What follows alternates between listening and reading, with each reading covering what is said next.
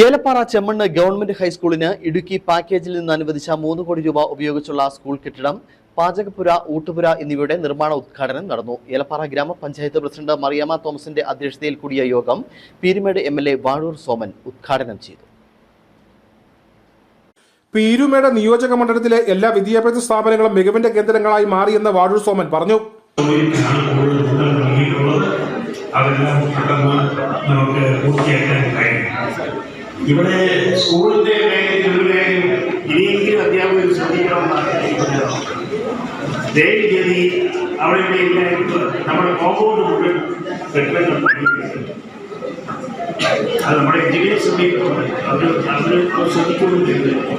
നമുക്ക് കെട്ടിടം വന്നാൽ 2 or 3 നിലയായിട്ട് അത് അത്രയും കാലം നമുക്ക് രാവിലെ കഴിയണം. നമുക്ക് കോമ്പൗണ്ട് ഉണ്ടാവും, കളിക്കളം ഉണ്ടാവും. അതെല്ലാം നോക്കി വേണം പുതിയ കെട്ടിടങ്ങൾ.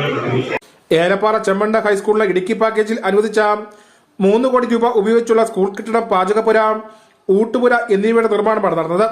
ഏലപ്പാറ ഗ്രാമപഞ്ചായത്ത് വികസനകാര്യ ചെയർപേഴ്സൺ സുനിത മധു, ഗ്രാമപഞ്ചായത്ത് അംഗം സരിത സുഭാഷ്, ഉപജില്ലാ വിദ്യാഭ്യാസ officer M Ramesh, PTA president Johnson Ajayan, അധ്യാപകരായ ഷൈജു, ജയൻ പി തുടങ്ങിയവർ സംസാരിച്ചു. PWD assistant executive engineer Aswathi പദ്ധതി വിശദീകരണം നടത്തി. ഉദ്ഘാടന യോഗത്തോടനുബന്ധിച്ച് USS സ്കോളർഷിപ്പ് നേടിയ കുട്ടികളെയും SSLC പരീക്ഷയിൽ ഉന്നത വിജയം നേടിയ കുട്ടികളെയും ആദരിച്ചു. യോഗത്തിലെ ഹെഡ്മാസ്റ്റർ VB ബിനോജ് സ്വാഗതവും സെക്രട്ടറി ഹസീന H നന്ദിയും രേഖപ്പെടുത്തി. News bureau, Peermade.